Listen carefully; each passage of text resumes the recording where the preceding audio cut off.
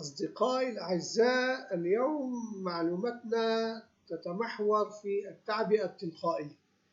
نستطيع أن نصمم نحن جدول للتعبئة التلقائية. لنفترض لدينا هذه الأسماء ونحن نريد أن تكون موجودة معنا في عدة جداول بهذا الترتيب، فإذا يمكن أن نصممها لندخلها في قائمة التعبئة التلقائية. نلاحظ أنها دخلت في قائمة التعبئة التلقائية. ما هي الطريقة التي تم التصميم؟ في البداية نختار من الشريط الصفحة الرئيسية هذا الشريط، وثم نختار الفرز التخصصي، ومنها نختار التخصص من القائمة، وبهذه نعرض هذا الجدول يكون مبرمج في قائمة التعبئة التلقائية. وعندما نطلب جيم ونسحب جورج ونسحب إلى الأسفل، تلقائيا يظهر بعدها جان وجاك وسمير وإبراهيم. لنلاحظ الملف التنفيذي الذي ينفذ هذه المهمة.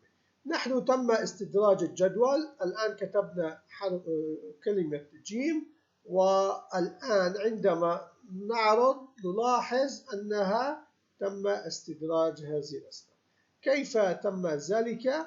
لنلاحظ هنا في الفرز والفرز المخصص وفي الترتيب المخصص القائمة المخصصة، نلاحظ تم استدراج هذه الأسماء. فإذا تم أولا تحديد أسماء والدخول إلى الفرز واختيار الفرز المخصص واختيار الترتيب من قائمة مخصصة. نجد أن الأسماء أصبحت هنا، نطلب إضافة تضاف إلى هذه المجال.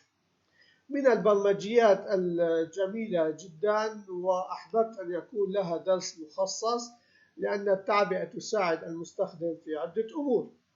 نلتقي غدا إن شاء الله في معلومة جديدة.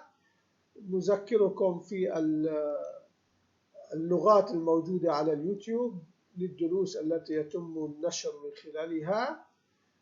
يوجد 18 لغة، يمكن للمستخدم اختيار اللغة التي تناسب بلده.